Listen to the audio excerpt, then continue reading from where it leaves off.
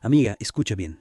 Lo que vamos a explorar hoy no es para los débiles de corazón. Prepárate para entrarte en una historia real tan escalofriante que te dejará pensando 2 veces antes de apagar la luz esta noche. Las fuentes que compartiste sobre la familia Manson, bueno, digamos que pintan un cuadro de horror que va mucho más allá de cualquier película. Lo que realmente inquieta, amiga, es cómo un grupo de personas aparentemente normales pueden ser seducidas por una ideología tan retorcida, tan oscura, y cómo esa fascinación puede llevar a actos de una brutalidad inimaginable. Exacto. Es como si las semillas del terror se sembraran de forma sutil, casi invisible, hasta que de repente florecen en una pesadilla. Pero bueno, comencemos por el principio. Estamos hablando de la familia Manson, ¿verdad? Un grupo que surgió a finales de los años 60, en la soleada California, liderados por un hombre cuyo nombre se ha convertido en sinónimo de locura y maldad, Charles Manson. Un personaje fascinante, sin duda. Un hombre que supo manipular y explotar las ansiedades de una época, trayendo a su círculo a jóvenes, muchos de ellos provenientes de familias de clase media, buscando un escape, una alternativa al establecido. Y muchos de ellos lo encontraron en la cultura hippie, un movimiento que en teoría promovía la paz y el amor. Pero en manos de Manson, esa búsqueda de libertad se distorsionó, se transformó en algo siniestro, en un camino hacia la violencia y el horror. Es una paradoja terrible, ¿no crees? La promesa de amor y libertad convertida en una espiral de control y destrucción. ¿Cómo fue posible que Manson lograra torcer de esa manera los ideales de toda una generación? Bueno, Manson tenía un talento especial para la manipulación. Era un maestro en el arte de la persuasión, un verdadero camaleón social. Salió de prisión en el 67, imagínate, justo en el apogeo del verano del amor en San Francisco. Y en medio de toda esa efervescencia, esa búsqueda de nuevas experiencias, Manson se presentó como un gurú, un guía espiritual para las almas perdidas. Y vaya que encontró seguidores. Su historia es un recordatorio escalofriante de cómo la necesidad de pertenencia, de encontrar un propósito, puede ser explotada por mentes maquiavélicas. Y Manson, con su carisma retorcido, supo aprovecharse de esa vulnerabilidad. Sí, y lo que es aún más perturbador es que muchas de sus seguidoras, en su mayoría mujeres jóvenes, terminaron completamente subyugadas a él. Lo veían como una figura mesiánica, alguien que les ofrecía una verdad superior, una salida a la alienación de la sociedad moderna. Y en esa dinámica de poder, la línea entre la fascinación y la obediencia ciega se difuminó por completo. Es como si hubieran renunciado a su propia voluntad, a su capacidad de discernimiento, para seguir ciegamente a este hombre que prometía una revolución, una nueva forma de vida. Una revolución que en realidad era una trampa mortal. Una vez que caías en las redes de Manson, era casi imposible escapar. Y la historia de Melville Bronner es un ejemplo desgarrador de esto. Ella fue una de sus primeras seguidoras y en el 67 quedó embarazada de Manson. Imagínate, amiga, dar a luz en medio de ese ambiente de manipulación y locura. Un niño que nació en la oscuridad, marcado por el legado de un padre que llevaría el horror a su máxima expresión. Es difícil imaginar la vida de ese niño, Valentine Michael, apodado Pooh Bear. Un nombre tan inocente en contraste con la terrible realidad que lo rodeaba. Una realidad que al principio se ocultaba tras una fachada de aparente normalidad. Incluso el actor Al Lewis, que llegó a dejar a sus hijos al cuidado de Manson en un par de ocasiones, lo describió como un buen tipo cuando lo conoció. Es escalofriante pensar en la capacidad de Manson para engañar, para proyectar una imagen de inocencia mientras tejía su red de control y manipulación. Sí, esa dualidad es una de las cosas que hace que esta historia sea tan perturbadora. Porque Manson no era un monstruo de película, con cuernos y cola. Era un hombre que podía ser encantador, carismático, incluso divertido. Y esa era su arma más poderosa, la máscara que usaba para ocultar su verdadera naturaleza. Una máscara que le permitió infiltrarse en círculos inesperados, como el de Dennis Wilson, el baterista de los Beach Boys. Imagínate, una de las bandas más famosas del momento, compartiendo espacio con un hombre que luego sería responsable de algunos de los crímenes más brutales de la historia. Es una juxtaposición fascinante, ¿no crees? La fama, la música, el éxito, frente a la oscuridad, la locura, la violencia. Y en medio de todo eso, Manson, moviendo los hilos, buscando siempre su propio beneficio, alimentando su ego insaciable. Y vaya que supo aprovechar esa conexión. Según algunas fuentes, Manson incluso llegó a grabar música con Dennis Wilson en el estudio de su hermano Brian Wilson, el líder de los Beach Boys. 10 canciones, supuestamente. Aunque la banda siempre lo negó, el ingeniero de sonido Stephen Desper confirmó la existencia de esas grabaciones. Dijo que el material de Manson era bastante bueno, que tenía talento musical. Lo cual hace que todo sea aún más escalofriante, porque nos muestra que Manson no era solo un loco delirante, sino un hombre con ambiciones, con una sed de reconocimiento que lo llevó a buscar la fama a través de la música. Y al no conseguirla, bueno, digamos que su frustración se manifestó de una manera terrible. Esa frustración, esa rabia contenida, se fue cocinando a fuego lento hasta que finalmente explotó en una ola de violencia sin precedentes. Pero antes de llegar a los asesinatos, hay que hablar del Rancho Spahn, un lugar que se convirtió en el escenario de una de las etapas más oscuras de la familia Manson. Un rancho con un pasado ligado al cine, al viejo oeste. Un lugar que, en manos de Manson, se transformó en un espacio de control y explotación. Sí, en el 68, después de que el manager de Dennis Wilson los echara de su casa, Manson y sus seguidores encontraron refugio en el Rancho Spahn. A cambio de realizar trabajos en la propiedad, el anciano dueño, George Spahn, les permitió quedarse allí. Un acuerdo que en la mente retorcida de Manson se convirtió en una oportunidad para ejercer su poder, para someter a sus seguidores a una dinámica de abuso y degradación. Manson les ordenó a las mujeres, incluyendo a Lynette Fromm, que tuvieran relaciones sexuales con Spahn, un hombre casi ciego y vulnerable, a cambio de pagar la renta. Imagínate, amiga, la perversión, la falta de escrúpulos. Y todo esto mientras Manson se autoproclamaba un líder espiritual, un guía hacia la libertad. Un líder que en realidad era un tirano, que usaba el sexo como arma para controlar y humillar a sus seguidoras. Un hombre que disfrutaba con el sufrimiento ajeno, que se alimentaba del miedo y la sumisión. Y en ese ambiente de depravación y locura llegó un nuevo personaje al Rancho Spahn, Charles Tex Watson, un joven que había abandonado la universidad y que buscaba un nuevo rumbo en su vida. Encontró, sin saberlo, un camino directo al infierno. Tex Watson, el brazo ejecutor de los planes de Manson, el instrumento de la violencia. Su llegada al rancho marcó un antes y un después en la historia de la familia Manson. Sí, porque con Tex Watson en escena, la espiral de violencia se aceleró. Y el siguiente capítulo de esta historia, bueno, es el más difícil de contar.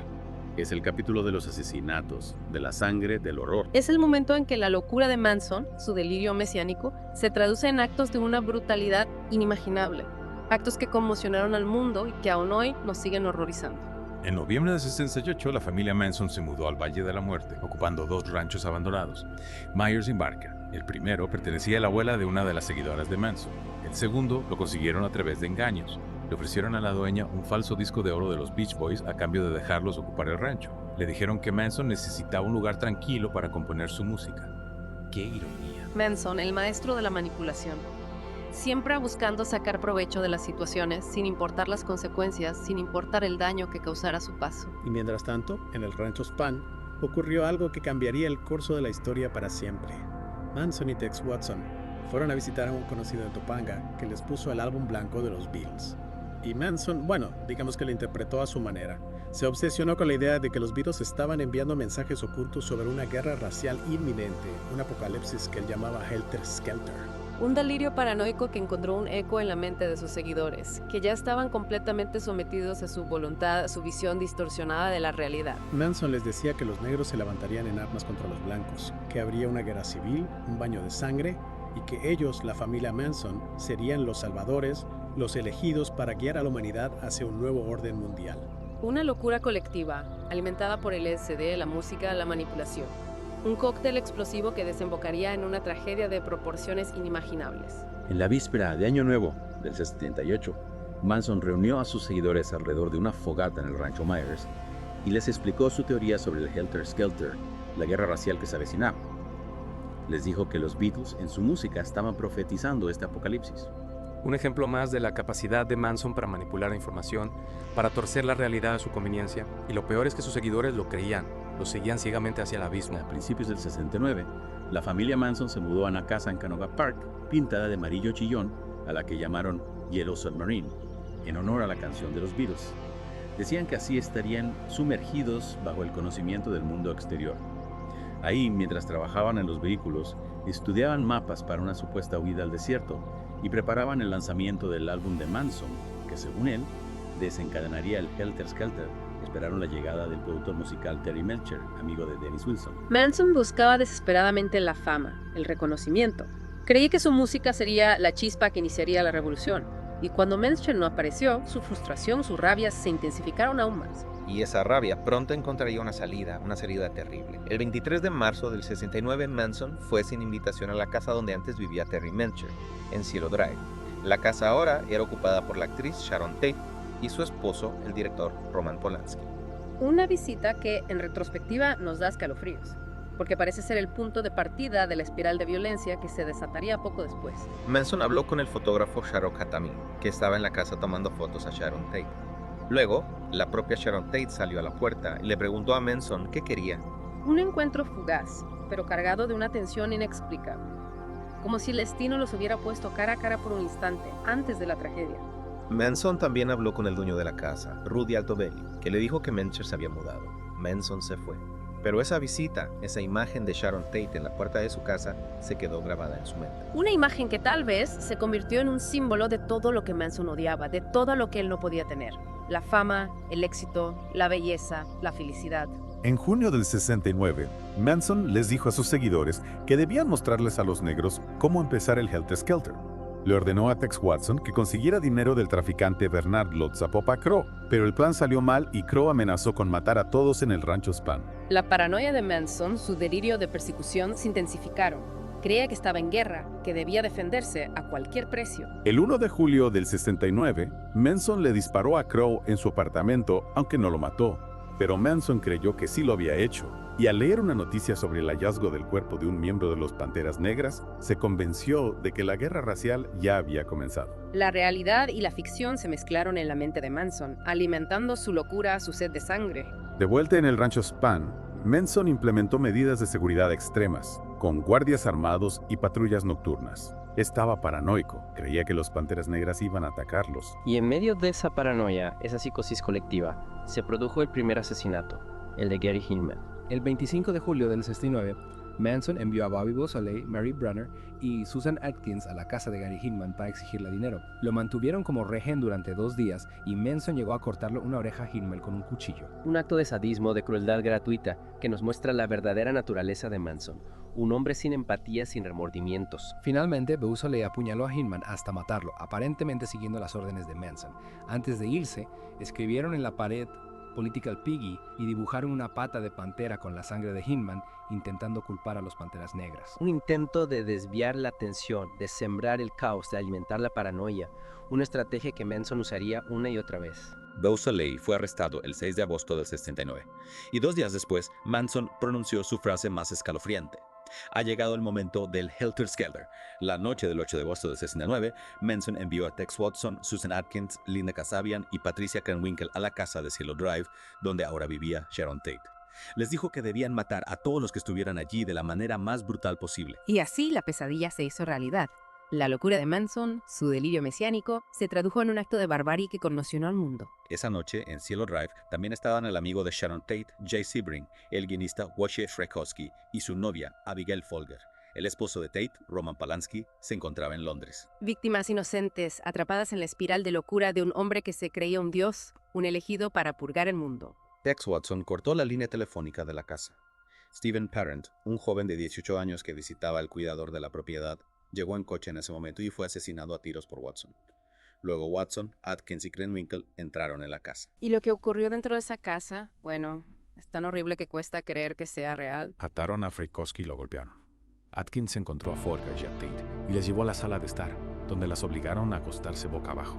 Serrin suplicó por la vida del bebé que Tate esperaba y le permitieron sentarse. Pero cuando intentó defenderse, Watson le disparó y lo golpeó brutalmente. Una escena de una violencia salvaje, de un sadismo que nos hiela la sangre. Watson le ordenó a Atkins que matara a Frykowski. Lo apuñaló varias veces y Watson también le disparó y lo golpeó con la culata del arma. Folger logró escapar y corrió hacia el jardín, pero Krenwinkel y Watson la persiguieron y la apuñalaron hasta la muerte. Cada detalle de esta masacre nos muestra la frialdad, la falta de humanidad de los asesinos. Estaban poseídos por una furia ciega, guiados por la locura de Manson. Frykowski salió tambaleándose de la casa, pero Watson lo alcanzó y lo apuñaló repetidamente hasta matarlo.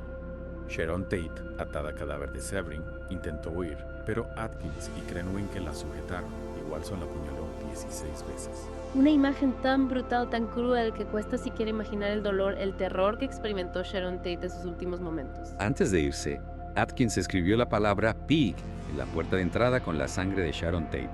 La escena del crimen era dantesca, un verdadero baño de sangre. Linda Kasabian, que había esperado afuera de la casa, fue testigo de la huida de los asesinos.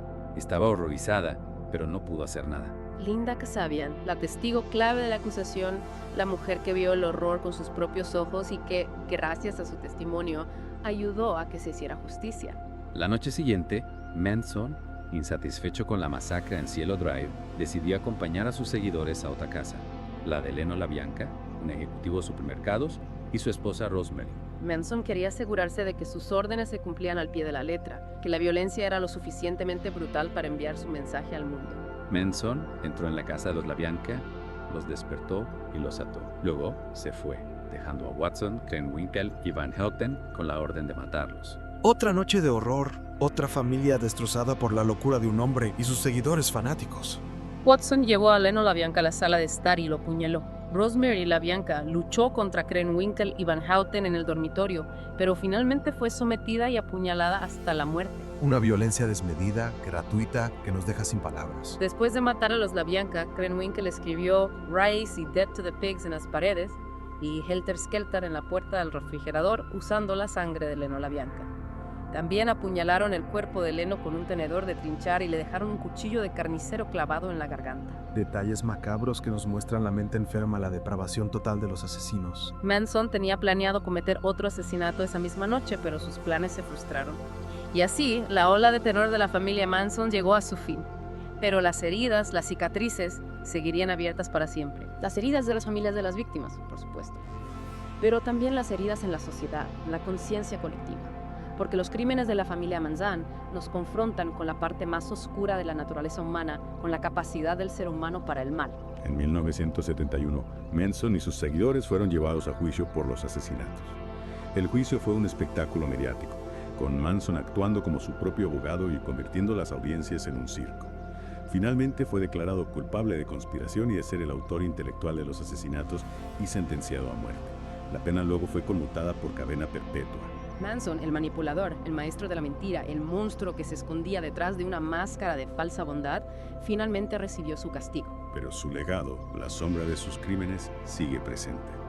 La familia Manson se convirtió en un símbolo del lado oscuro de los años 60, de la violencia, la locura, la pérdida de la inocencia. Y su historia nos sigue fascinando, nos sigue horrorizando, porque nos obliga a preguntarnos cómo es posible que un hombre como Manson lograra seducir a tantas personas, cómo pudo convertir el sueño hippie en una pesadilla.